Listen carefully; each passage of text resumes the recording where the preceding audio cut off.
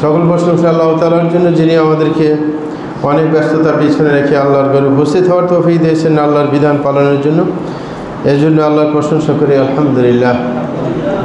শতকোটি দরুদ ও সালাম সেই মহান ব্যক্তিত্বের জন্য যার দেখানো পথে চললেই শান্তি।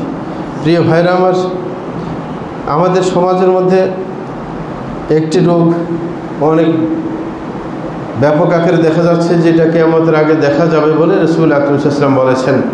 রাসূল বলেছেন, কিয়ামতের আগে ওয়ায়ান্তাশিরুর রিবা, যে সুদের প্রচলন বেড়ে যাবে। অনেকে মনে করে যে আমি তো কোনো সুদি কাজকারবারের সাথে জড়িত না, যে আমি কোনো বিনিয়োগ করি না, কিন্তু অনেকে ব্যাংকে টাকা রাখে, ব্যাংকে যে টাকা দেয় সেটাও সুদ। যদি সাধারণ ব্যাংক হয় তাহলে তো সুদ লেখাই থাকে, যেমন সোনালী ব্যাংক, অগ্রণী ব্যাংক, এই সমস্তগুলোতে। আর যদি ইসলামী ব্যাংক হয় তাহলে সেইখানে সুদ লেখা থাকে না, লভ্যাংশ লেখা থাকে। কিন্তু সুদ না হয়ে লভ্যাংশ হওয়ার জন্য যে শর্ত, যে পদ্ধতি, তারা যদিও সেটা বলে মুখে যে মুদারবা ব্যবসা তারা করতেছে, কিন্তু বস্তুতপক্ষে এমন হয় যে তারা ওই মুদারবার যে শর্ত সহায়তা আছে সেগুলো পালন করে না। সুতরাং সেটাও 100% হালাল নয়, সেখানে হারামের মিশ্রণ রয়েছে। যার কারণে আপনি টাকা ব্যাংকে রেখে লাভ খাবেন সেই সুযোগটা কিন্তু নেই, যদি আপনি খাঁটিভাবে চলতে চান।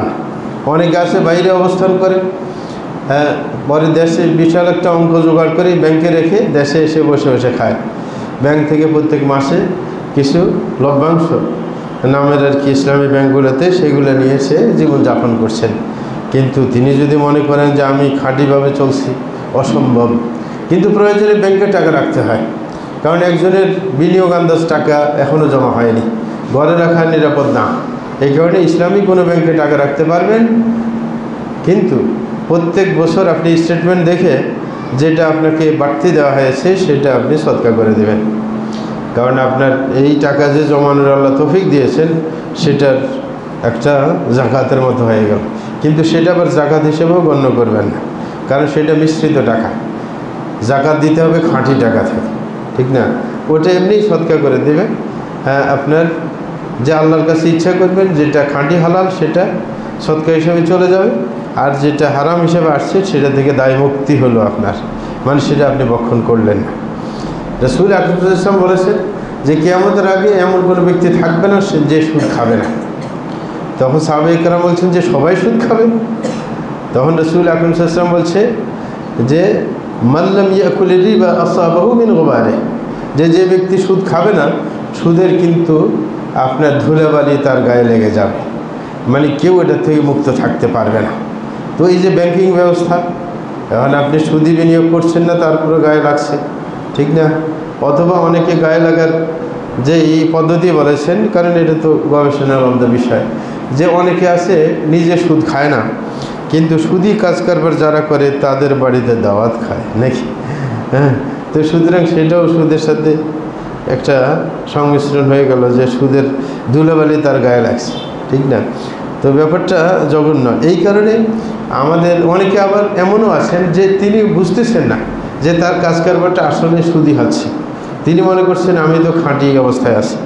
এই কারণে আমাদের প্রথমত সুদ বুঝতে হবে, সুদ কাকে বলে, সুদের প্রকার বুঝতে হবে, তারপরে আমরা সুদের বিধান বুঝতে হবে, এবং পরে আমরা সর্বশেষে যেটা জানার চেষ্টা করব সেটা হচ্ছে সুদের ভয়াবহতা। যে সুদের ভয়াবহতা কতটুকু যদি আমরা জানতে পারি, তাইলে আমরা অবশ্যই সুদ থেকে নিজকে রক্ষা করতে পারব। এই কারণে প্রথমে আমরা সুদের ব্যাখ্যা দিচ্ছি। প্রথম কথা হচ্ছে, আরবিতে সুদ বলা হয় আর রিবা। আর রিবা হচ্ছে সুদ আরবিতে। এই রিবা মানে শাব্দিক অর্থ হচ্ছে রবা এর মুরব্বান, মানে বেড়ে যাওয়া। সুদের মধ্যে বাড়তি কি আছে, আপনার টাকা আছে। আপনি একজনকে 1000 টাকা ধার দিলেন, তার থেকে বললেন যে মাস শেষে আমাকে 1000-এর পাশাপাশি 50টা টাকা দিন, তাইলে এটা বাড়তি নেওয়া হলো না? তাইলে ওই যে বাড়তি একটা ব্যাপার আছে সুদের মধ্যে থাকে শাব্দিক অর্থ। পারিভাষিক অর্থ, এইখানে পারিভাষিক অর্থের ধরন অনেক রকম। পারিভাষিক অর্থ যদি সুস্পষ্ট না হয় তখন অনেকে প্রকারের কথা উল্লেখ করে পারিভাষিক আপনার সংজ্ঞা দিয়ে থাকেন, এটা সেরকমই একটা সংজ্ঞা। প্রথম কথা হচ্ছে আপনার পারিভাষিক অর্থের মধ্যে যেই প্রথম অংশ হচ্ছে যে বাড়তি অংশটুকু নেওয়া হয়। আপনার শরীয়তের মধ্যে কিছু বস্তু আছে যেগুলো সুদি বস্তু বলা হয়, শরীয়ত নির্ধারণ করেছে 6টা, কিন্তু এই 6টার উপর গবেষণা করে আরও আছে, কিন্তু 6টা হাদিসের মধ্যে আসেছে। সেটা হচ্ছে স্বর্ণ, রূপা এবং এরকমভাবে গম এবং জব এবং খেজুর এবং লবণ। এই 6টা জিনিসকে শরীয়তের পরিভাষায় সুদী পণ্য বলা হয়। এই সুদী পণ্য একটা আরেকটার বিপরীতে যদি আপনার লেনদেন করেন সমপর্যায়ে, যেমন স্বর্ণের দিয়ে আপনার স্বর্ণ নিলেন, যেমন অনেক মহিলারা পুরাতন স্বর্ণ দিয়ে নতুন স্বর্ণ নেয়, হ্যাঁ এরকম।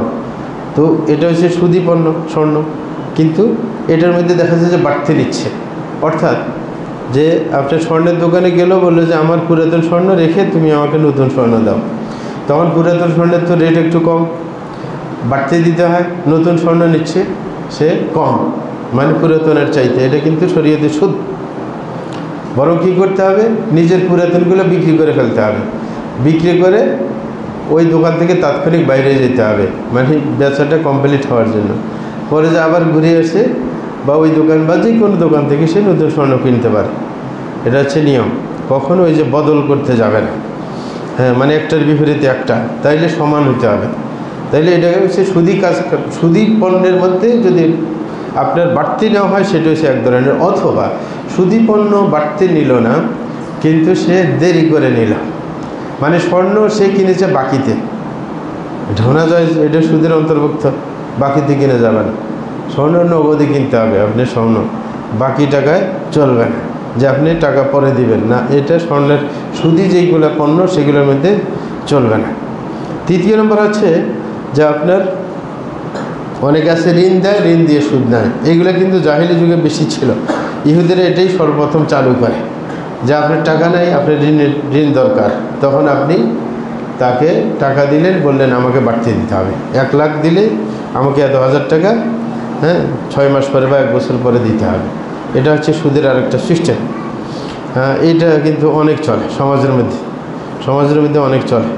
একজনে একভাবে চালায়, যেমন একজনের টাকা দরকার, সে আপনার টাকা পায় না মানুষের কাছে, তখন একজনে বলছে যে ঠিক আছে আমার একটা ফ্ল্যাট আছে, আমাকে টাকা দাও, এত লাখ টাকা, আমি ফ্ল্যাটটা যতদিন পর্যন্ত টাকা দিতে পারবো না ততদিন পর্যন্ত ফ্ল্যাটে ফ্রি থাকবে। আছে নাকি নাই? হ্যাঁ, এটাও সুদী কাজ করবার। অথবা আমার কাছে জমিন আছে, তুমি জমিনটা টাকাটা দেওয়া পর্যন্ত ভোগ করবে, জমিনের ফসল ভোগ করবে, এটাও সুদ। কারণ হচ্ছে আসলে হচ্ছে ঋণ।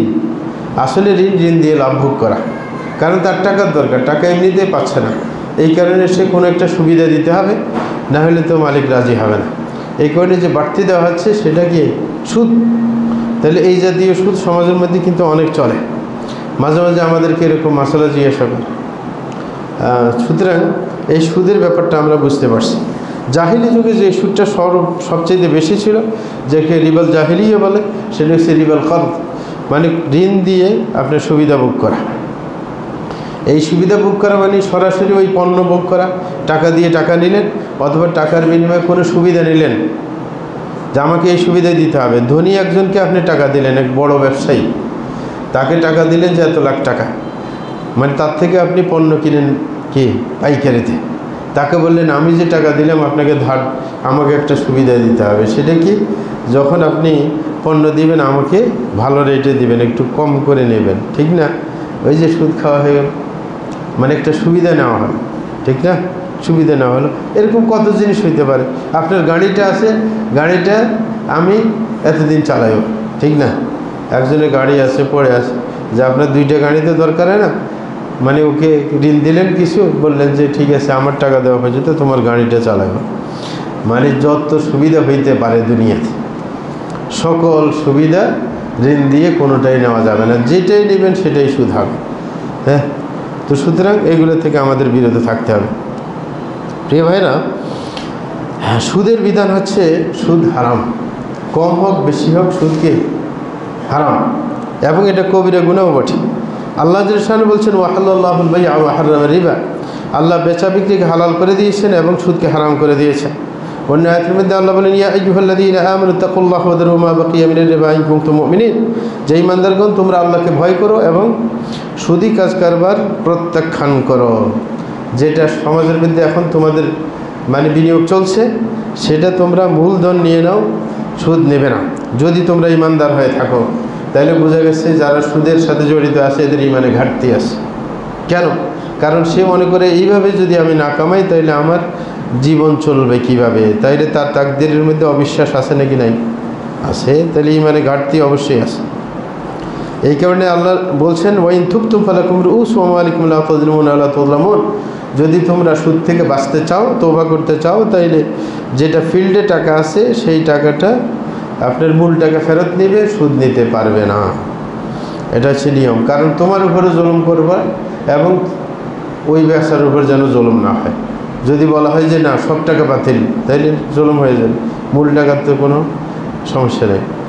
আর এরকমভাবে আপনার ওকেও চাপিয়ে দেওয়া হলো না, যার কাছে আপনার বিনিয়োগ করা হলো যে সে সুদ সহ দিবে, তাইলে তার উপর জুলুম হয়ে যায়।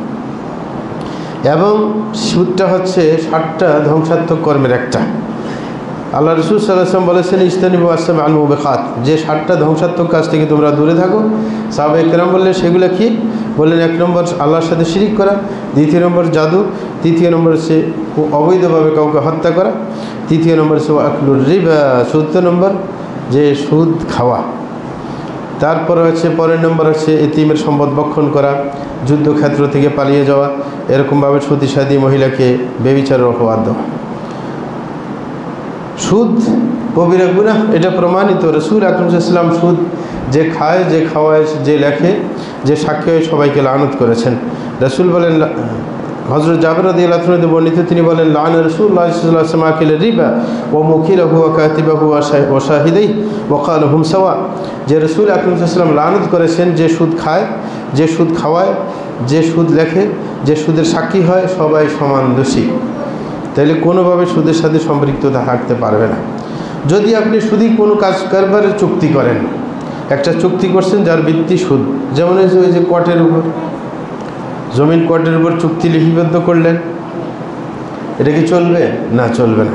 শুধু যে কোনো চুক্তি বাতিল, যে কোনো চুক্তিকে বাতিল বলে গণ্য হবে যদি আপনি করছেন, কিন্তু এটা বাতিল শরীয়তের দৃষ্টিতে।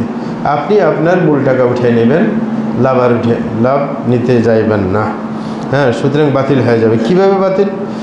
দলিল, রাসূল আকরাম সাল্লাল্লাহু আলাইহি ওয়াসাল্লামের কাছে একবার ভালো কিছু খেজুর নিয়ে এক সাহাবা আসছেন। রাসূল বলছেন মা হাযা তামরু মিন তামরিনা, বলে যে এই ভালো খেজুর পাইলে কই? আমাদের এলাকাতে এরকম খেজুর নাই। ওই সাহাবী বলল ইয়া রাসূলুল্লাহ বিআনা তামরানা সাআইনি বিসাআইন ফিহা মিন হাযা, বলছেন আমাদের যে খেজুরগুলো একটু দুর্বল মানের, 2 কিলো আমি দিলাম আর এই মানের 1 কিলো নিলাম, মানে খারাপটা 2 কিলো দিয়ে 1 কিলো নিলাম, এই ভালোটা। রাসূল বলছেন হাদার রিবা, বলেছে এটাই সুদ, তুমি সুদি কাজ কারবার করলে, ফরুদ্দু, এটা ফেরত দিয়ে আস, তাড়াতাড়ি ফেরত দিয়ে আস। কী করবে? থুম্মা বিউ তামরানা ওয়াশতারু লানা মিন হাদে, যে তুমি কি করবে? আমাদের যে নিম্নমানের খেজুর এগুলো বিক্রি করে দেবে যে কোনো কারোর কাছে, পরে যে টাকাটা পাইবে ওই টাকা দিয়ে ভালো খেজুর কিনবে, একটার বিপরীতে আরেকটা দিতে পারবে না, তাইলে সমান হইতে হবে। রাসূল আরও বলেন আলা কুল্লু শাইইন মিন আমরিল জাহিলিয়াতি তাহতা কদমাইয়া মাওদু', তিনি বলছেন জাহিলি যুগের যত সুদি কাজ কারবার আছে, যত জাহিলি কর্মকাণ্ড আছে, সবগুলো আমার পায়ের নিচে, অর্থাৎ সেটার কোনো ভ্যালু নেই। ওয়ারিবাল জাহিলিয়াতি মাওদু', এবং জাহিলি যুগের যত সুদি কাজ কারবার আছে সব কি আমার পায়ের নিচে। বলছে ওয়াউল রিবা রিবানা, বলছে সর্বপ্রথম যেই সুদ আমাদের বংশীয় সুদ, সেটা হচ্ছে আব্বাস ইবনে আব্দুল মুত্তালিব, তিনি কিন্তু সুদি কাজ কারবার করতেন জাহিলি যুগে, রাসূলের চাচা। বলছে সর্বপ্রথম যেটা বাতিল ঘোষণা দিলাম সেটা আমার বংশীয়, সেটা হচ্ছে আব্বাস রাদিয়াল্লাহু তাআলা আনহু, সুদি বিনিয়োগ সব বাতিল, একটাও চলতে পারবে না। ফাইন্নাহু মাওদুউন কুল্লু, বলে যে এটা সবই বাতিল, একটারও আর টাকা বাড়তি টাকা দিতে হবে না, যেটা ফিল্ডে আছে মূল টাকা দিয়ে দেবে। তাহলে বোঝা গেল আপনার সুদি চুক্তি করলেও, লেখাপত্র হলেও সময় আসার আগেই তেমনিই বাতিল বলে গণ্য হবে, মূলটা নিয়ে নেবে। সুদি পণ্য যেটা বললাম 6টা, এই 6টার ভিত্তিতে আপনার উলামায়ে কেরাম গবেষণা করে আরও কিছু বের করেছেন। সুদি পণ্য বললাম স্বর্ণ রূপা, তারপরে গম জব এবং খেজুর এবং লবণ। রাসূল বলছেন আয-যাহাবু বিয-যাহাব ওয়াল ফিদ্দাতু বিল ফিদ্দাতি ওয়াল বুররু বিল বুররি ওয়াশ শাঈরু বিশ শাঈর ওয়াত তামরু বিত তামরি ওয়াল মিলহু বিল মিলহি মাসালান বিমাসাল সাওয়াআন বিসাওয়া ইয়াদান বিয়াদিন فإذا اختلفت هذه الأصناف فبيعوا كيف شئتم إذا كان يدا بيد। রাসূল আকরাম সাল্লাল্লাহু আলাইহি ওয়াসাল্লাম বলেছেন যে স্বর্ণের বিপরীতে স্বর্ণ, রূপার বিপরীতে রূপা, এবং গমের বিপরীতে গম, জবের বিপরীতে জব, এবং খেজুরের বিপরীতে খেজুর, এবং লবণের বিপরীতে লবণ, এইগুলো যখন বিনিময় করবে তখন সমানভাবে করতে হবে, বেশ কম করা যাবে না। এবং দ্বিতীয় শর্ত হচ্ছে নগদ করতে হবে। আপনি তাকে দিয়ে দিলেন আপনার কি বলে যে খেজুর দিকগুলো, বললেন যে তুমি ভালোটা নিয়ে এসো আগামীকাল, চলবে না। এই সবগুলো কী হইতে হবে? সমান হইতে হবে, নগদ হইতে হবে। কিন্তু রাসূল বলছেন ফাইদা ইখতালাফাত হাযিহিল আসনাফ ফাবিউ কাইফা শি'তুম, বলে যে যদি এই প্রকারগুলোর মধ্যে বেশ কম করো, অর্থাৎ স্বর্ণকে রূপা দিয়ে বিক্রি করো, মানে স্বর্ণ রূপা, তাইলে দুই জিনিস হয়ে গেল। অথবা স্বর্ণের বিপরীতে গম বা খেজুর, তাইলে তোমরা বেশ কম করে বিক্রি করতে পারবে, কিন্তু নগদ বিক্রি করতে হবে। বেশ কম করা যাবে, যে আপনি খেজুর নিলে স্বর্ণ দিয়ে, তাইলে বেশ কম হইতে পারে, কারণ দুইটার মূল্য একরকম না, কিন্তু নগদ হইতে হবে, কারণ এটা সুদি পণ্য, সুতরাং নগদ হইতে হবে। ওলামায়ে কেরাম বলেছেন রাসূল আকরাম সাল্লাল্লাহু আলাইহি ওয়াসাল্লাম এটা একটা দৃষ্টান্ত দিলেন, মানে এগুলো মূল একটা সূত্রগত বললেন। এটার প্রমাণ রাসূল বলছেন লা তাবিউ দিনার বিদিনারাইন ওয়ালা দিরহাম বিদিরহামাইন, যে কখনো এক দিনারকে দুই দিনারের বিপরীতে বিক্রি করবে না, যেটা স্বর্ণের ছিল, এক দিরহামকে দুই দিরহামের বিপরীতে বিক্রি করবে না। এই কারণে ওলামায়ে কেরাম বলছেন এই 6টা জিনিস পর গবেষণা করে কি কারণে রাসূল আকরাম সাল্লাল্লাহু আলাইহি ওয়াসাল্লাম এই 6টা জিনিসকে সুদি পণ্য হিসেবে আখ্যায়িত করেছে, সেটা আমাদেরকে বুঝতে হবে। সুতরাং স্বর্ণের উপর থেকে বুঝতে হবে যেই জিনিসের মূল্য আছে, যে জিনিস মূল্য হিসাবে সমাজের মধ্যে গৃহীত, যেমন বর্তমানে টাকা মূল্য হিসাবে নাকি গৃহীত, ডলার, যত মুদ্রা আছে সবগুলো, কারণ এইগুলো সব স্বর্ণের উপরে বিপরীতে, নাকি না? বিশ্বের মধ্যে স্বর্ণের উপর আগে কয়েন বহন করা ঝামেলা ছিল, হ্যাঁ, এই কারণে কাগজের আবিষ্কার করার পরে কাগজটা বহন করা সহজ, এই কারণে নোট বের হয়েছে। সুতরাং এইগুলোও একই বিধান রাখে। সুতরাং যদি একই জাতের হয় তাইলে আপনি বেশ কম করতে পারবেন না। $1কে $2 বিপরীতে বিক্রি করতে পারবে না, 1 টাকাকে 2 টাকার বিনিময়ে বিক্রি করতে পারবেন না। অনেকে বলে যে এরকম পাগল আছে নাকি? আছে। আপনার যখন টাকা ছিঁড়ে যায়, পুড়ে যায় কিছু অংশ, তখন আপনি রাস্তাঘাটে দেখবেন, গুলিস্তানের মোড়ে দেখা যায় নতুন টাকা নিয়ে বসে আছে, আপনার টাকা নিতে, আপনার 75 পয়সা 1 টাকা, কি তাইলে 25 পয়সা গেল নাকি না? এটা বাড়তে গেল না? তাইলে আপনি টাকার বিনিময়ে টাকা বিক্রি করলেন কমে, আপনি তাইলে 1 টাকা বিক্রি করলেন 75 পয়সা, তাইলে সেটা সুদ হলো নাকি হলো? অবশ্যই। সরকার পুরাতন টাকা চেঞ্জ করতে বাধ্য, এটা রাষ্ট্রীয় আইন আছে। কারণ মুদ্রা কখনো কি হয় না, মান নষ্ট হয় না, কারণ এটা হচ্ছে একটা আপনার কি মানে আলামতের মতো, কারণ এটা আসলে কি আসল জিনিস না, এটা তার সিকিউরিটি, এটা মূল্য দেখানো হচ্ছে যে এটা 100 টাকার নোট। সুতরাং টাকা 1% ছিঁড়ে গেলেও ব্যাংক আপনাকে পুরো ওই ভালো টাকা দিতে বাধ্য, এটা রাষ্ট্রীয় আইন আছে। আপনি সোনালী ব্যাংকে যাবেন, টাকা আপনাকে ওই ছিঁড়া টাকা রেখে একই টাকায় দিবে, কোনো বেশ কম করবে না, এটা রাষ্ট্র দিতে বাধ্য। অনেকে ব্যাংকে না গিয়ে আপনার বাইরের থেকে নেওয়ার চেষ্টা করেন, ওইভাবে চলবে না। সুতরাং এরকমভাবে আপনি যদি যেই জিনিস, যেমন রিয়ালকে দিয়ে টাকা দিয়ে চেঞ্জ করা ঠিক হবে না, কারণ দুটোটার মূল হচ্ছে রূপা। বরং কি করতে হবে, রিয়াল আপনি ডলারে চেঞ্জ করে নেবেন, ডলার হচ্ছে স্বর্ণের বিপরীতে ডলার, সুতরাং ডলারে চেঞ্জ করে পরে আপনি টাকায় রূপান্তরিত করবেন। এরকম অনেকে করে, আমরা দেখেছি, বরং লাভও হয়, হ্যাঁ, যে মুদ্রাগুলো। কিন্তু আপনার কুয়েতের যে আপনার আছে দিনার আছে, সেই দিনারের মূল্যে কিন্তু স্বর্ণ, সুতরাং সেটা টাকার বিপরীতে অসুবিধা নেই, কারণ টাকার মূল্য কি স্বর্ণ, এই জন্য। কিন্তু রিয়ালের মূল্য হচ্ছে রূপা, হ্যাঁ, টাকার মূল্য হচ্ছে রূপা। এরকমভাবে অস্ট্রেলিয়ান ডলার, তারপরে ইউরো, এই সবগুলো হচ্ছে স্বর্ণ, এটার বিপরীতে স্বর্ণ, মানে বিশ্বব্যাংকে স্বর্ণ জমা করা আছে। কিন্তু আমাদেরটা রূপা আছে, সৌদি আরবেরটাও রূপা আছে, যদি ওদের স্বর্ণ আছে, কিন্তু জমা দেওয়ার সময় ওরা রূপা জমা দিচ্ছে, স্বর্ণ জমা দেয়নি। সুতরাং যেই মুদ্রার মূলটা হচ্ছে স্বর্ণ অথবা রূপা, ওই জাতীয় মুদ্রার বিনিময়ে সরাসরি করা যাবে না, বরং এটা বিনিময় করতে হলে স্বর্ণের মুদ্রায় রূপান্তরিত করে পরে ওটা আবার রূপার টাকায় রূপান্তরিত করবে। এতে করে অনেক সময় লাভ হয়ে যায়, ডলার উঠানামা বেশি করে, হ্যাঁ, সুতরাং দেখা যায় লাভ হয়ে যায় যারা নিয়ে আসে। তো এটা হচ্ছে বুদ্ধির কথা। তাইলে এটা হচ্ছে মূল্যের কথা। দিনা মানে স্বর্ণ আর রূপা থেকে কী বাইর করলো? মূল্য যেই জিনিসটা, সেটা মধ্যে বেশ কম করা চলবে না, নগদ করতে হবে। বাকি চারটা থাকে। এই চারটার মানে আসল কারণ কি, হারাম কেন করা হয়েছে, সুদী পণ্য হিসেবে আখ্যায়িত কেন করা হয়েছে? কারণ ওইগুলো কি করা যায়, মাপা যায়। কি হয়? মাপা যায়। মাপা একটা, আরেকটা হচ্ছে এগুলো খাদ্য, নাকি খাদ্য না? সবগুলো খাদ্য। তাইলে যেই জিনিস মাপা যায় এবং খাদ্য এবং স্টক করা সম্ভব, সেই জিনিসও একই বিধান রাখে। সেই জিনিস আপনি বেশ কম করে বিক্রি করতে পারবেন না, বাকিতে বিক্রি করতে পারবেন। যেমন ধান, এখানে কি 6টার মধ্যে ধানের কথা আছে?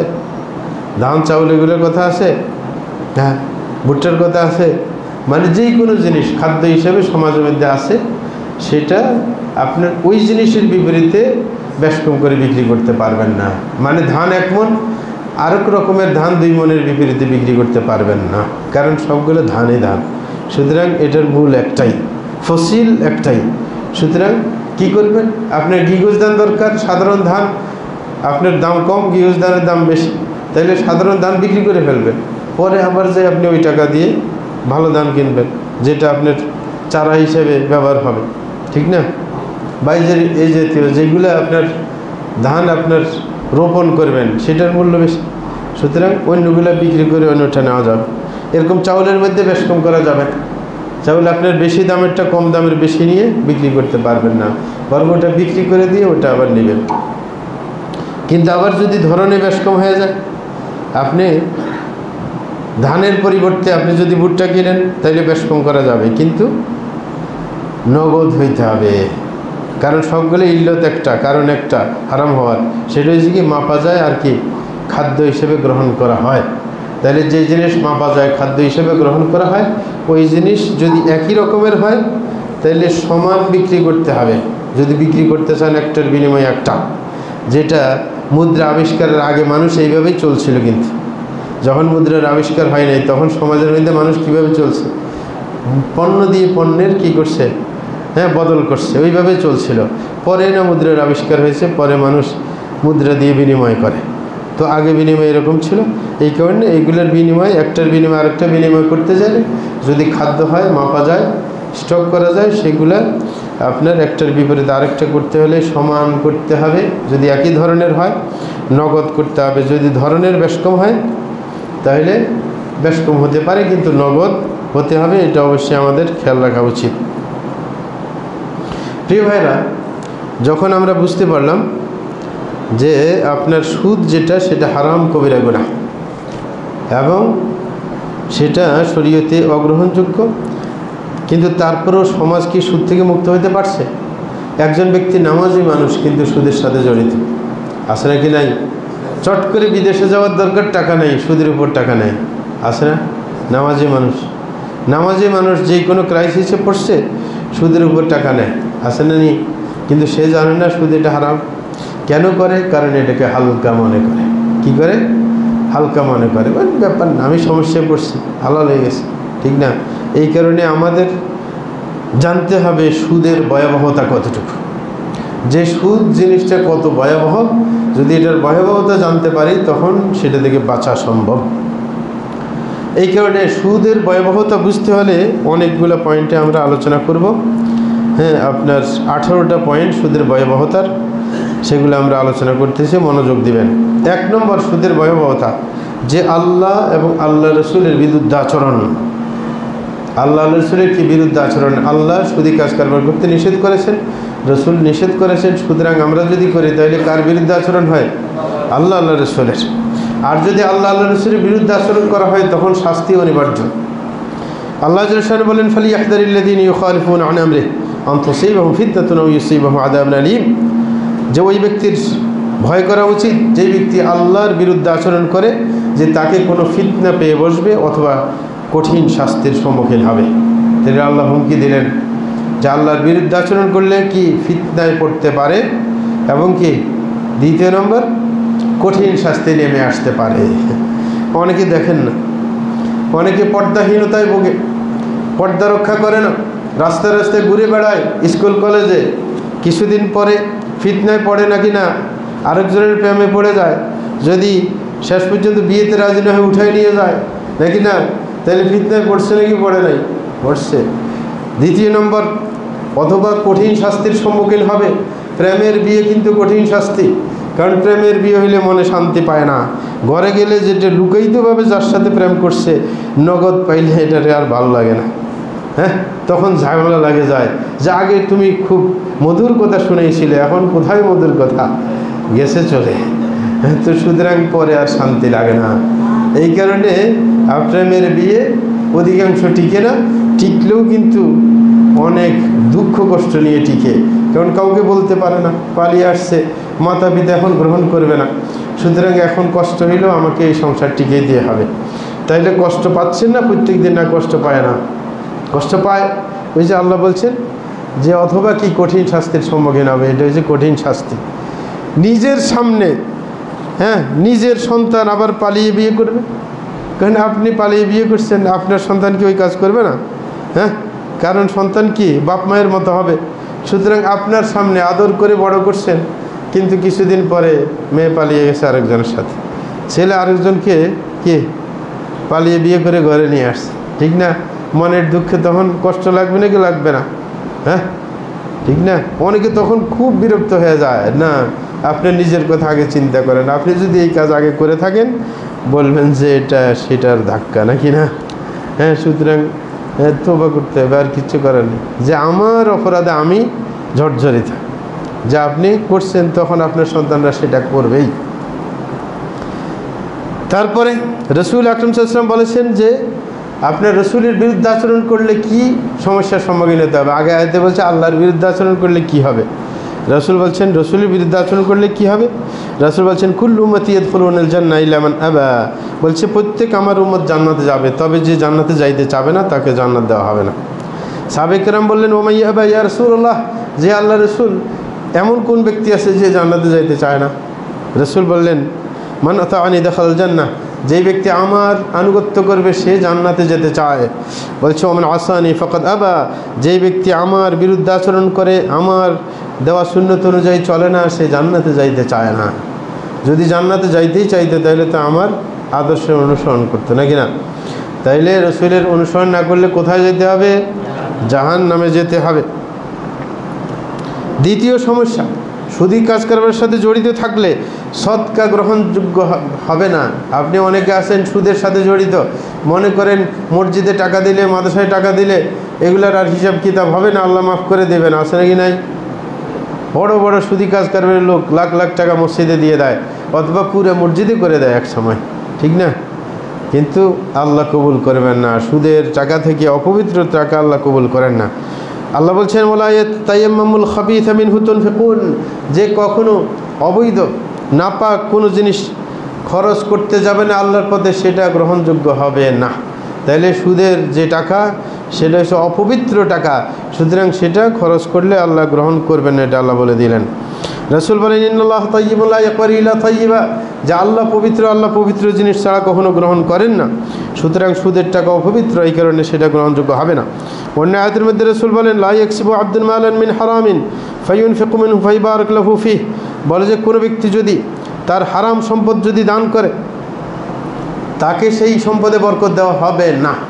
অনেকে আছে, আমরা যখন বলি বা কোরআনে বলা হয়, হাদিসে বলা হয় সম্পদ সদকা করলে বেড়ে যায় নাকি, কিন্তু সে সদকা করে বাড়ে না, মানে তার টাকা হালাল না, হারাম টাকা সদকা করলে সম্পদ বাড়বে না, এটা রাসূল বলে দিলেন, বরকত আসবে না, হ্যাঁ, বরকত শেষ হয়ে যাবে।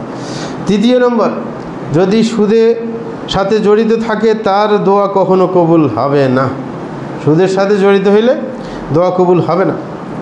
রসুল আকরাম সাল্লাল্লাহু আলাইহি ওয়াসাল্লাম হযরত সাদকে বললেন, হযরত সাদ রসুলকে জিজ্ঞাসা করলেন যে আমি কি করলে আমার দোয়া আল্লাহ সাথে সাথে কবুল করবেন।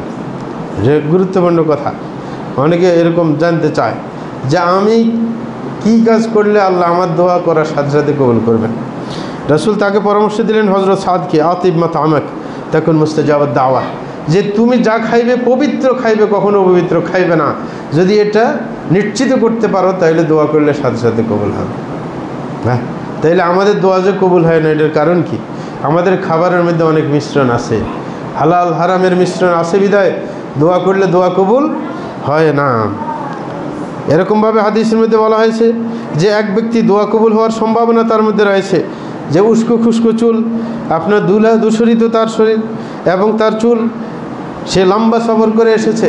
সুতরাং লম্বা সফর করলে মুসাফিরের দোয়া কবুল হয় নাকি হয়? হয়। কিন্তু দেখা যায় এর মধ্যে হিরে সামা, সে দুই হাত আকাশের দিকে উঁচিয়ে আল্লাহকে বলছে, ইয়া রব ইয়া রব, হে আমার প্রতিপালক, আমার এই সমস্যা দূর করে দেন। রসুল বলছেন ওমা তামু হারাম, অথচ তার খাদ্য হারাম, ওমাশাবু হারাম, তার পানীয় হারাম, ওমাল বেসু হারাম, তার পোশাক হারাম, ওকুদ্দিবিল হারাম, এবং সে হারামের উপর নির্ভরশীল, হারামের উপর চলে। বলে যে ফান্না ইউস্তাজাবু লিযালিক। সুতরাং আশ্চর্য ব্যাপার, এই লোকের দোয়া কীভাবে কবুল হইতে পারে? হবে না। অনেকে আছে নিজে খায় না পরে না, সুদের টাকা, কে খায় না, পান করে না, পরে না, কিন্তু গাড়ি কিনে। তো এটা সুদ ভোগ করা হইল না নাকি হইল না? অনেকে ঘরে লাগায়, কে বিল্ডিং করার সময় ইট কিনে নিয়ে আসছে, কে সুদের টাকা দিয়ে, বলছে আমি তো খাই নাই না। এই কারণে রসুল বলছেন ওয়াকুদিয়াবিল হারাম, যে যেই কোনোভাবে সে ভোগ করুক না কেন, সে ভোগ করলেই বাস হয়ে গেল, খাওয়া হয়ে গেল নাকি। সুতরাং তার দোয়া কখনো কবুল করা হবে না। আরেকটা সমস্যা, সুদী কাজকর্মের সাথে জড়িত থাকলে বরকত উঠে যাবে, নিজের বয়সের বরকত উঠে যাবে, নিজের কামাইয়ের বরকত উঠে যাবে, দুইটাই বরকত শেষ। আল্লাহ শান বলছেন ইয়ামহাকুল্লাহু রিবা ওয়া ইউরবিস সাদাকাত, যে আল্লাহ শানহু সুদকে আপনার ব্যর্থ করে দেন, সুদের ফল আসে না, সুদে বরকত আসে না, বরং বরকত আসে সদকাতে। কিসে বরকত আসে? সদকায় বরকত আসে, সুদে কোনো বরকত নেই। সুতরাং সুদের সাথে যারা জড়িত থাকবে কোনো ধরনের বরকত সে অনুভব করবে না, বরং ঘাটতি আসবে। সুদের সাথে জড়িত থাকলে তার কি বয়সে কোনো বরকত আসবে না, তার কামাই কোনো বরকত আসবে না, তার ছেলে সন্তানের বরকত আসবে না, কে যত আনুষঙ্গিক জিনিস আছে কোনোটাতেই বরকত আসবে না, তার বিনিয়োগে বরকত আসবে নাকি না, মানে সব বরকত থেকে সে বঞ্চিত হবে। এই কারণে সালফে সালিহদের মধ্যে একজন বলেছিলেন যে সামি'না আন্নাহু লা ইয়াতি আলা সাহিবির রিবা 40 সানা ইল্লা মুহিক্কা, বলতেছেন এটা প্রসিদ্ধ কথা যে কোনো ব্যক্তি যদি সুদী কাজ কারবার করে, সুদের সাথে জড়িত থাকে, যদিও সে দেখতে পায় যে আমার টাকা বাড়তেছে, কিন্তু সর্বোচ্চ 40 বছরের বেশি কোনো সুদী কাজ কারবের লোক শাস্তি না পেয়ে থাকতে পারে না। কি সর্বোচ্চ আল্লাহ সময় কত বছরে দেন? 40 বছর। 40 বছর পরে দেখা যাবে যে তার ডাউন হইতেছে, শুধু নিচের দিকে নামতেছে, হ্যাঁ, কিন্তু কিছুদিন চলতে পারে। কেউ কিন্তু আগেও ধরা খেয়ে যায়, 40 বছর সর্বশেষ সীমা আর কি, তারপরে ওই টাকা আর কি বরকত দেয় না, তার লাভে আসে না। এই কারণে হযরত ইবনে মাসউদ রাদিয়াল্লাহু আনহু বলছিলেন আর রিবা ওয়া ইন কাতুরা ফাআকিবাতুহু তাসিরু ইলা কুল, বলতেছেন যে সুদ যত বেশি দেখা যাক না কেন তার পরিণত হবে ঘাটতি, শেষ পর্যন্ত ঘাটতির দিকে চলে যাবে। উনি আরেক বর্ণনায় বলেন মা আহাদুন আকসারা মিনার রিবা ইল্লা কানা আকিবাতু আমরিহি ইলা কিল্লাহ, যে কোনো ব্যক্তি যত সুদ বেশি গ্রহণ করবে কিন্তু তার পরিণতি হবে ঘাটতি, ঘাটতি ছাড়া কোনো বাড়তি হবে না। আস্তাগফিরুল্লাহ লি ওয়া লাকুম ওয়া লিসাইরিল মুসলিমিন ইন্নাহু হুয়াল গফুরুর রহিম।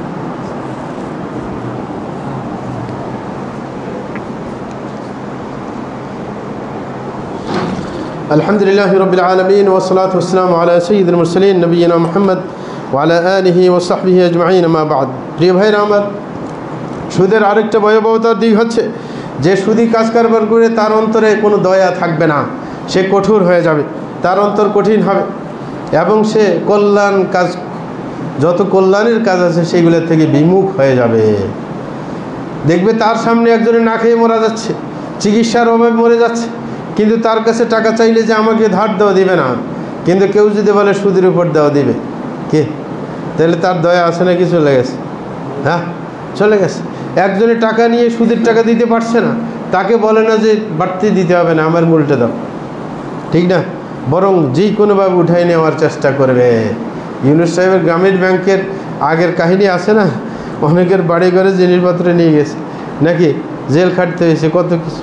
তাইলে সুদী কাজ কারবার যারা করে এদের অন্তরে দয়া থাকে না, আল্লাহ দয়াময় উঠিয়ে নেন। কারণ রাসূল বলছেন মাল্লা ইয়ারহামিন নাস লা ইয়ারহামুহুল্লাহ, যে যেই ব্যক্তি কে মানুষের উপর দয়া করে না তার উপর আল্লাহ দয়া করবে না। তাইলে এরা দয়াহীন মানুষ, কে এদের মধ্যে দয়া মায়া নেই। এই কারণে রসুল আকরম সাহেব এক হাদিসের মধ্যে বলেন, ইন্নাল হালাল বাইয়িন, যে হালালটা সুস্পষ্ট, ওয়া ইন্নাল হারামা বাইয়িন, হারামটা সুস্পষ্ট, ওয়া বাইনাহুমা মুশতাবিহাত লা ইয়ালামুহুন্না কাসীরুম মিনান নাস, এই দুইয়ের মাঝে কিছু অস্পষ্ট বস্তু আছে যেটা অধিকাংশ মানুষ জানে না। বলেছে ফামান ইত্তাকা শুবহাত ফাকাদ ইস্তাবরা লিদীনিহি ওয়া ইরদিহি, বলা হচ্ছে যেই ব্যক্তি সেই সন্দেহজনক জিনিস থেকে দূরে থাকবে সেই ব্যক্তি নিজের ধার্মিকতাকে রক্ষা করতে পারবে, নিজের সম্মানকে রক্ষা করতে পারবে। ওয়ামান ওয়াকা ফি শুবহাত ওয়াকা ফিল হারাম, যে ব্যক্তি সন্দেহজনক বস্তুতে লিপ্ত হবে সেই ব্যক্তি হারামে লিপ্ত হবে। কাররাইয়ার ইয়ারআ হাওলাল হিমা ইউশিকু আন ইয়াকা ফিহি, বলে যে কোনো রাখাল যদি তার পশু নিয়ে নিষিদ্ধ এলাকার পাশে যদি চড়ায় তাইলে ওই পশু নিষিদ্ধ এলাকার দিকে চলে গিয়ে সেইখানে মুখ দেবে, তখন ঝামেলায় পড়ে যান। এমন বলছে আলা ইন্না লিকুল্লি মালিকিন হিমা আলা ইন্না হিমাল্লাহি মাহারিমুহ, বলছেন প্রত্যেক রাষ্ট্রপতির একটা কিছু জায়গা থাকে নিষিদ্ধ প্রবেশ নিষেধ। হ্যাঁ, এইরকম আল্লাহর কিছু নিষিদ্ধ ব্যাপার আছে, সেগুলো হচ্ছে হারাম বস্তু, সুতরাং সেটা অতিক্রম করা যাবে না। এবং রাসূল বলছেন আলা ইন্না ফিল জাসাদি মুদগা ইযা সালুহাত সালুহাল জাসাদু কুল্লু, যে শরীরের মধ্যে একটা মাংসপিণ্ড আছে যেটা নষ্ট হয়ে গেলে পুরা শরীর নষ্ট হয়ে, পুরা শরীর, সেটা সুস্থ থাকলে পুরা শরীর সুস্থ থাকে, আর সেটা নষ্ট হয়ে গেলে পুরা শরীর নষ্ট হয়ে যায়। রাসূল বলছেন আলা ওয়াহিয়াল কলব, সেটা হচ্ছে অন্তর। সুতরাং যারা সুদি কাজ কারবার করে তাদের অন্তর কী হয়ে যায়, নষ্ট হয়ে যায়, তাদের অন্তর থেকে দয়া মায়া চলে যায়, শেষ পর্যন্ত অন্তরে কাঠিন্যতা নেমে আসে, কঠিন হয়ে যায় অন্তর, নাকি না? সুতরাং এই ব্যক্তি আল্লাহর দয়া থেকে বঞ্চিত, এই ব্যক্তি আল্লাহর দয়া থেকে বঞ্চিত। কঠিন হৃদয়ের মানুষ জান্নাতে যাওয়াও সমস্যাকর। আরেকটা ব্যাপার সেটা হচ্ছে যেই ব্যক্তি হারাম বা সুদের কাজ কারবার সাথে জড়িত থাকবে সে পবিত্র জিনিস থেকে বঞ্চিত হবে। কি আল্লাহ যে শান পবিত্র জিনিস ভোগ করতে তাকে কমই সুযোগ দেবেন, বরং হারামের দিকে তাকে ধাবিত করবেন। মানে সুদের সাথে জড়িত থাকার কারণে হারামটা ভালো লাগবে, সুদের কাজ কারবার জড়িত থাকার কারণে ধূমপান করা ভালো লাগবে, মদ খাওয়া ভালো লাগবে, নাকি? আরও এই জাতীয় অনেক হারাম যত 2 নম্বরই আছে, আরেকজনের মেয়ে সাথে ব্যভিচার করা ভালো লাগবে হোটেলে উঠে উঠে, নাকি? যার টাকা আসে ওই 2 নম্বরই আছে, নাকি নাই? তাইলে তার সব মানে পবিত্রতা থেকে দূরে সরে যাবে, সে অপবিত্র জিনিসের দিকে ঝুঁকে পড়বে। এটা হচ্ছে আল্লাহর শাস্তি দুনিয়াতে। আল্লাহ নিজে বলছেন ফাবিদুলমি মিনাল্লাযীনা হাদু হাররামনা আলাইহিম তাইয়্যিবাতিন উহিল্লাত লাহুম ওয়া বিসাদ্দিহিম আন সাবিলিল্লাহি কাসীরা ওয়া আখযিহিম রিবা ওয়া ক্দ নুহু আন ওয়া আকলিহিম আমওয়ালান নাস বিল বাতিল ওয়া আতাদনা লিল কাফিরিন মিনহু আযাবান আলীমা। আল্লাহ জাল্লা শাআনহু বলেছেন যে ইহুদিরা তারা যখন আপনার আল্লাহর পথ থেকে মানুষকে বাধার সৃষ্টি করেছে এবং এরকমভাবে সুদের সাথে জড়িত হয়ে পড়েছে, অথচ সুদের সাথে জড়িত হতে নিষেধ করা হয়েছে, এবং তারা যে মানুষের সম্পদকে অবৈধভাবে ভক্ষণ করেছে, এই কারণে আল্লাহ কী করছেন, হাররামনা আলাইহিম তাইয়্যিবাতিন উহিল্লাত লাহুম, বলে যে এই কারণে অনেক পবিত্র জিনিসকে আমি তাদের উপর হারাম করে দিয়েছি। এই হারাম করে দেওয়া দুইভাবে হতে পারে। এক নম্বর হচ্ছে যে শরীয়তে যে জিনিস হালাল সেই জিনিসকে আইন করে অবৈধ করে দেওয়া হয়েছে। ইহুদিদেরকে চর্বি খাওয়া নিষেধ করে দেওয়া হয়েছে, যে কোনো পশুর চর্বি খেতে পারবে না, ঠিক মানে নিষেধ করে দিয়েছে।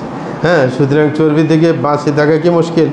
আপনি যে কোনো পশুর কি চর্বি বাড়তিগুলো বাদ দিলে ওই যে মাংসের থেকে চর্বি বাইরে পাকাইলে, ঠিক না? চর্বি জাতীয় কিছু খাওয়া বন্ধ, শাস্তি তাদের উপর, এটা সে বিধান করে তাদের উপর হারাম করে দেওয়া হয়েছে। আরেকটা হচ্ছে কাদারি, সেটা হচ্ছে আল্লাহ নীতিগতভাবে আইন করে বন্ধ করবেন না, কিন্তু তাকে ভোগ করতে দেবেন না, বরং তাকে খারাপ জিনিসের নেশা ঢুকিয়ে দেবেন, তাইলে। এবং আল্লাহ বলছেন ওয়া'আদ্দানা লিল কাফিরিন মিনহু আযাবান আলীমা, আল্লাহ বলছেন কাফেরদের জন্য কঠিন শাস্তি রয়েছে। তাইলে সুদি কাজ কারবার এই সমস্ত পরে কাফের কথা বলছে, তাইলে এটা এক ধরনের কুফরি। আল্লাহ জাল্লা শানু আরও কিছু অকল্যাণ রেখেছেন সুদি কাজ কারবার সাথে যত জড়িত মানুষদেরকে, সেটা হচ্ছে কল্যাণের পথ থেকে সে মানুষকে দূরে সরিয়ে রাখবে, কল্যাণের সুযোগ থেকে মানুষকে দূরে সরিয়ে রাখবে, এবং আল্লাহ তাকে সেই কল্যাণের পথ থেকে দূরে সরিয়ে রাখবে। যে সুদি কাজ কারবার করে সে মানুষের প্রতি দয়া অনুভব করবে না, এবং একইভাবে তার দ্বারা কোনো জাতি উপকৃত হবে না এবং কোনো সমাজ উপকৃত হবে না, সে কল্যাণ করতে পারবে না। কারণ সে যখন সুদের ওপর টাকা লাগিয়ে যদি লাভ করতে পারে, সে কোনো ইন্ডাস্ট্রি করবে না, কে কোনো পণ্য তৈরি করতে যাবে না, কারণ ইন্ডাস্ট্রি করতে গেলে সেটা নিশ্চিত লাভ আসে না, লসেও পড়তে হয়, নাকি না? সবাইকে কারখানা তৈরি করে লাভবান হয়েছে? হয় নাই, রিস্কি। ভাগ্য ভালো হইলে লাভবান হয়, ভাগ্য খারাপ হইলে লাভবান হয় না। তাইলে সে অনিশ্চিত কাজে যাবে না, বরং সে দেখে যে আমি কাউকে নগদ টাকা দিলে আমি নগদ লাভ পাই, এটার নিশ্চয়তা আছে। সুতরাং এটা বাদ দেবে কেন? এই কারণে যারা সুদি কাজ করবার সাথে জড়িত এরা শুধু ইন্ডাস্ট্রি দেখিয়ে টাকা নিয়ে দেউলিয়া করে ব্যাংকে, বাস্তবে তারা বিনিয়োগের দিকে বেশি যায় না। কে বিনিয়োগ করার উৎসাহ হারিয়ে ফেলে। তাইলে তার দ্বারা সমাজ উপকৃত হয় না, রাষ্ট্র উপকৃত হয় না, বরং রাষ্ট্র শেষ পর্যন্ত দেউলিয়া হয়ে যায়। কে? ব্যাংকগুলোকে দেউলিয়া করে দেয়। যারা সুদি কাজ করবার সাথে জড়িত হয়েছে, ব্যাংক দেউলিয়া করছে ওরা নাকি অন্যরা? ওরাই তো ব্যাংকে দেউলিয়া করে। ব্যাংক থেকে কোনো একটা প্রজেক্ট দেখিয়ে টাকা উঠে নিয়ে অন্য কাজে খরচ করছে বা বিদেশে টাকাটা পাঠিয়ে দিচ্ছে, বাস। তাহলে তার দ্বারা জাতি উপকৃত হতে পারে না, সমাজ উপকৃত হতে পারে না, বরং সমাজ জাতি সবই কি আপনার লসে পড়ে তাদের কারণে। আরেকটা হচ্ছে যে সুদের কারণে সমাজ ধ্বংস হয়, ব্যক্তি ধ্বংস হয়ে যায় এবং যে কোনো আর্থিক প্রতিষ্ঠান ধ্বংস হয়ে যায়। ওইভাবে তারা ব্যবসা জড়িয়ে বসেছে, আস্তে আস্তে আস্তে সুদের ভিত্তিতে পরে রাষ্ট্রই দখল করে বসছে। নাকি 200 বছর ইস্ট ইন্ডিয়া কোম্পানি পরিচালনা করছে না ইন্ডিয়াকে, বৃহত্তর ইন্ডিয়াকে। তাহলে তার মূলে কী ছিল? সুদি কাজ কারবার, শেষ পর্যন্ত রাষ্ট্র হারাতে হয়েছে। আরেকটা হচ্ছে যেই কোনো আপনার আর্থিক প্রতিষ্ঠান, বর্তমানে অনেক ব্যাংক দেউলিয়া হওয়ার পথে নাকি না, সরকার এখন বুদ্ধি করছে যে কয়েক ব্যাংক একত্র করবে, মূলধনের ঘাটতি নাকি না। তাইলে কিসের কারণে? সুদি কাজ কারবারের কারণে। কিন্তু দেখা যায় ইসলাম ব্যাংক আংশিক সুদ থেকে বা সুদি নিয়ম পদ্ধতি থেকে বাঁচার কারণে তারা এখনও টিকে আছে নাকি নাই। অন্য ব্যাংক চাইতে দ্রুত কাটাই উঠছে না, কিন্তু ওদেরকে ওদের দেউলিয়া করে ছাড়ছে এসালামে। কিন্তু তারপরে অন্য ব্যাংক মানে উঠতে না পারলো, এরা কোনো মতে কষ্ট করে এখনও দাঁড়িয়ে আছে। যদি আরও কিছুদিন যায়, বছর খানিক ফুল দাঁড়িয়ে যাবে আগের মতো, যদি কেউ তাদেরকে ডিস্টার্ব না করে আর কি। কারণ সামনে ডিস্টার্ব হইতেও পারে, অসম্ভব কিছু।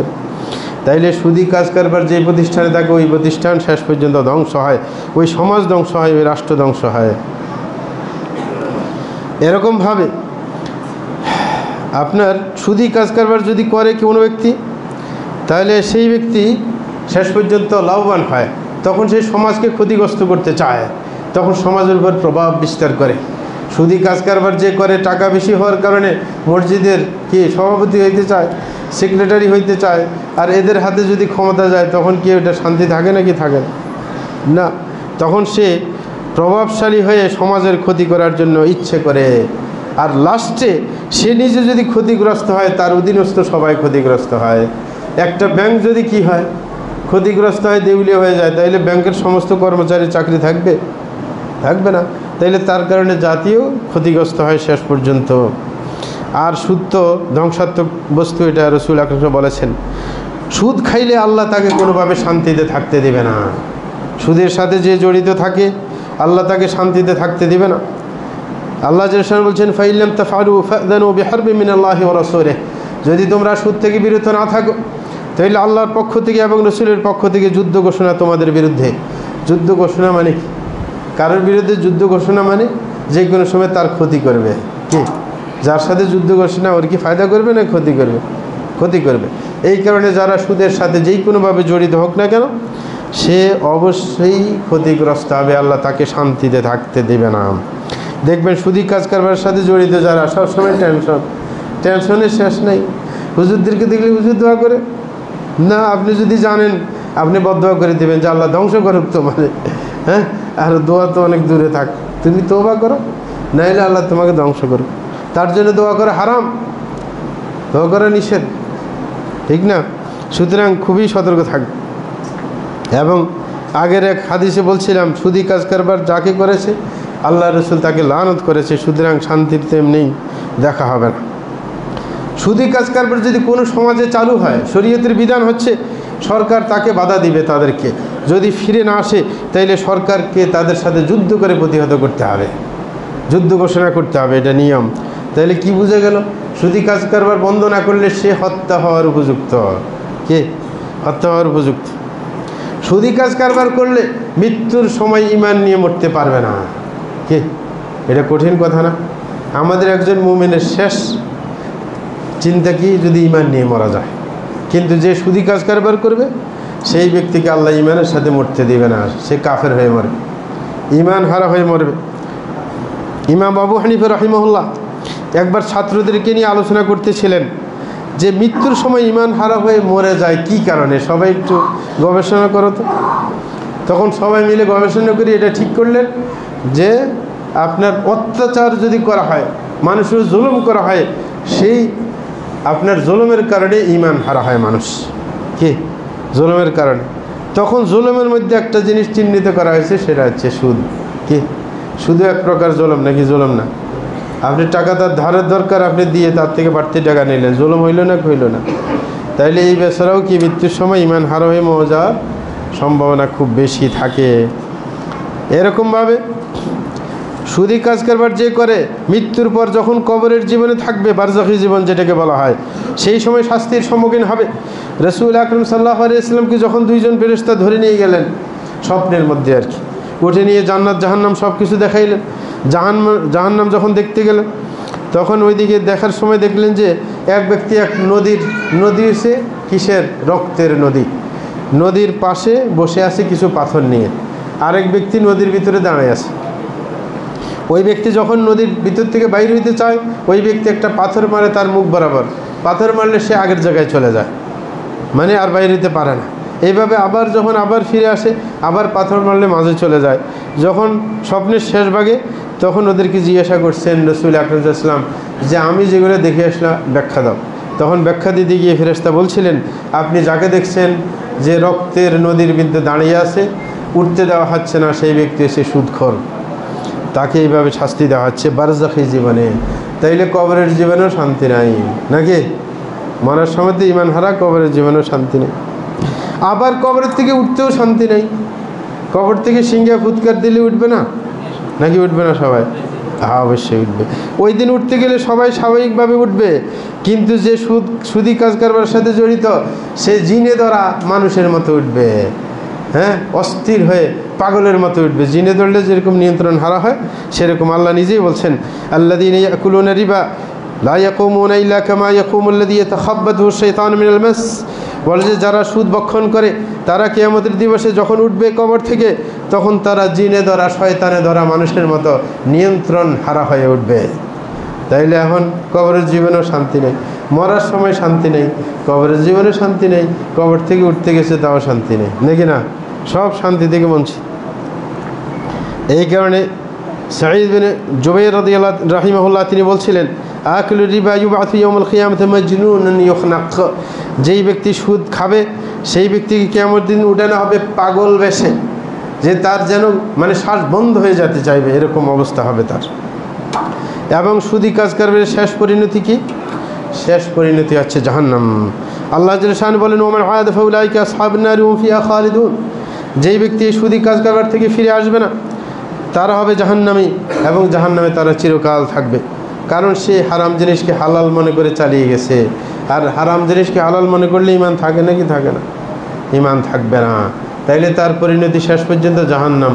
তাইলে বিচারের পরেও শান্তি নেই নাকি? বিচারের দিন পর্যন্ত তো শান্তি নেই, বিচারের পরও শান্তি নেই। তাইলে সে সকল ধরনের শান্তি থেকে বঞ্চিত নাকি? বঞ্চিত না। সর্বশেষ একটা আয়াত পড়ছিলাম, ইয়ামহাকুল্লাহু রিবা ওয়া ইউরবিস সাদাকাত, যে আল্লাহ সুদকে কি বরকতহীন করে দেন, কিন্তু কোনটাকে লাভজনক করেন? সাদাকাকে। কি করে? সাদকাকে বরকতের মাধ্যম বানিয়েছেন। এই কারণে আমাদের সবাই জানেন আব্দুল্লাহ ইবনে আব্বাস যে কমপ্লেক্সের স্বপ্ন দেখছি আমরা, এই কমপ্লেক্সের জমিনের টাকা হয়ে গেছে আলহামদুলিল্লাহ। বাকি আছে রেজিস্ট্রেশনের টাকা। রেজিস্ট্রেশন 14 লাখের বেশি, মানে এই টাকাটা এখনও হয় নাই, জমা হয় নাই। সুতরাং এই টাকাটা অবশ্যই আমাদের ম্যানেজ করে দিতে হবে, কারণ একটু আটকে থাকলে তার হবে কি? সবার চেষ্টা দরকার নাকি? দরকার না? প্রত্যেকে যারা এখানে আছেন, প্রত্যেকে অবশ্যই এই টাকার মধ্যে অংশগ্রহণ করবেন, কারণ রেজিস্ট্রেশন টাকা মানে ওই জমিনের টাকা, কিন্তু ওই জমিনের মালিক হওয়া তো যাবে না নাকি? তাইলে জমিনের অংশ হিসেবে ধরা হবে। তাইলে সমান, যেই মূল টাকা দিচ্ছে রেজিস্ট্রেশন টাকা একই কথা, জমিনের মধ্যেই ব্যয় হবে নাকি? তাইলে সে আজীবন এই জমিনের উপর যতদিন কমপ্লেক্স থাকবে সওয়াব পাবে। এই কারণে নিজে যেরকম দান করবে, নিজের বন্ধু বান্ধব যারা ধনী আছে তাদেরকে প্রস্তাব দিবে, যাই বুঝাইবে আজকের দিন ফোন করে একজনকে বলবে যে ভাইজান আমাদের এলাকায় তো স্বপ্ন দেখছিলাম আমরা একটা কমপ্লেক্স হবে, কিন্তু কমপ্লেক্সের জমিনের টাকা হয়েছে, কিন্তু রেজিস্ট্রেশন টাকার জন্য রেজিস্ট্রেশন করা যাচ্ছে না। সুতরাং আপনারা সবাই এগিয়ে আসেন, টাকা দেন। বলবেন তো নাকি বলবেন না? হ্যাঁ, তাহলে নিজে দিবেন সাধ্য মতো এবং অন্যকে বলার চেষ্টা করবেন যেন দ্রুত আমরা 2-1 সপ্তাহের মধ্যে রেজিস্ট্রেশন দিকে চলে যেতে পারি। তাইলে আমাদের একটা জায়গা হবে। কারণ অনেক মানুষ আছে, বিশেষ করে আমাদের যে টার্গেট, যারা সঠিক আকীদা বিশ্বাস মানে না, যে তাদেরকে কিভাবে আমরা নীতি বাক্য শুনাইতে পারি, কিন্তু অনেকে এই জায়গায় আসতে চায় না। কারণ এটা হচ্ছে আরেকজনের বাসা, নাকি এটাকে মসজিদ বলে না অনেকে, হ্যাঁ, এই কারণে এখানে আসতে চায় না। কিন্তু যদি ভিন্ন মসজিদ হয় আসবে নাকি আসবে না? আর ওটা কি, ওটাও টাউনের উপরে জমিন, আশেপাশে মানুষ আসবে না মসজিদ দেখলে? হ্যাঁ, ইনশাআল্লাহ। তাইলে আমাদের দাওয়াত প্রচার আরও বাড়বে এবং পাশাপাশি আমরা ওটাকে বড় করার পরিকল্পনাও নিতে পারবো। আস্তে আস্তে শাওয়ার যখন একটুকু করছি, পাশে যখন এটা রেজিস্ট্রেশন হবে, আমরা সেখানে একটা টিনের ঘরের মতো করে হলেও শুরু করব। হ্যাঁ, এবং পাশাপাশি পাশের জমি আরও নেওয়া যায় কিনা সেটারও চিন্তা ভাবনা করব, যেন সুন্দর একটা কমপ্লেক্স তৈরি করা যায়। কারণ 5% উপর সুন্দর কমপ্লেক্স হবে না, সেইখানে মাদ্রাসা মসজিদ সব একসাথে হবে না, কমপক্ষে 10% তো লাগবে, নাকি তার বেশি লাগবে। সুতরাং একটা রেজিস্ট্রেশন হয়ে গেলে আস্তে আস্তে আরেকটা সাহস করব, ঠিক না? সাহস করতে করতে যদি 10% হয়ে যায়, তাইলে তার উপর একটা বিল্ডিং হইলে সেইখানে নিচে মসজিদ থাকলে 1-2 তলা, তার উপরে কি মাদ্রাসা থাকতে পারলো, তাহলে সহজ হয়ে যাবে না ব্যাপারগুলো। ইনশাআল্লাহ আমরা আস্তে আস্তে ইচ্ছে করলে হয়। এতদিন অসম্ভব আমরা মনে করেছিলাম, কিন্তু শেষ পর্যন্ত এই টাকাগুলো তো হয়ে গেছে। হ্যাঁ, একদিন সবই হয়ে যায়। সুতরাং আমরা ইনশাআল্লাহ সাহস করব এবং দোয়া করব আল্লাহর কাছে, যে আল্লাহ যেন আমার জীবদ্দশায় একটা সুন্দর একটা কমপ্লেক্স যেন দেখে যেতে পারি, সেটার দোয়া করবেন। অনেকেই দোয়া করে না, আমাদের সহি আকীদা বিশ্বাস, কিন্তু দোয়া করে না। এটার জন্য তার কোনো চিন্তা নাই, তার ব্যবসা কীভাবে উন্নত হইবে, তার কিভাবে নিজের জীবন উন্নতি হবে, এটার জন্য দোয়া করে। আরে আপনি সহি আকীদা পোষণ করেন, আপনার এলাকায় একটা মার্কাজ হবে, সেটা কেন আপনি দোয়া করবেন না? অবশ্যই করতে হবে। আপনি তাহাজ্জুদের সময় যেই করে নামাজের সিজদার সময় আল্লাহর কাছে দোয়া করবেন, আল্লাহ আমার জীবদ্দশায় যেন একটা সুন্দর সুশোভিত একটা আপনার কমপ্লেক্স যেন দেখে যেতে পারি আমার জীবদ্দশায়। দোয়া করবেন না, করবেন না? ইনশাআল্লাহ দোয়ার মধ্যে স্মরণ করবেন। আল্লাহ সাল্লাল্লাহু আলাইহি ওয়া সাল্লাম আলা নবিয়িল মুস্তাফা ওয়াল হাবিবিল মুস্তাফা মুহাম্মদ ইবনে আবদুল্লাহ খায়রুল খালাইক وسيد الأولين والآخرين. اللهم صل وسلم وبارك عليه، وارض اللهم عن الخلفاء الراشدين والصحابة أجمعين، وعن التابعين وتابعين بإحسان إلى يوم الدين، وعنا معهم بمنك وكرمك وإحسانك يا أرحم الراحمين. اللهم أعز الإسلام والمسلمين، وأذل الشرك والمشركين، ودمر أعداءك أعداء الدين، وانصر عبادك الموحدين، واحمي حوز الدين، واجعل هذا البلد آمنا مطمئنا وسائر بلاد المسلمين. اللهم وفق إمامنا وولاة أمورنا لكل ما تحب وترضى، وخذ بنواصيهم إلى كل خير وهدى. اللهم أصلح قلوب نياتهم يا رب العرش العظيم. اللهم إنا نسألك الجنة وما قرب إليها من قول وعمل، ونعوذ بك من النار وما قرب إليها من قول وعمل، ونسألك أن تجعل كل قضاء قضيته لنا خيرا يا رب العرش العظيم. وصلى الله على نبينا محمد وعلى آله وصحبه أجمعين، وأقيموا الصلاة.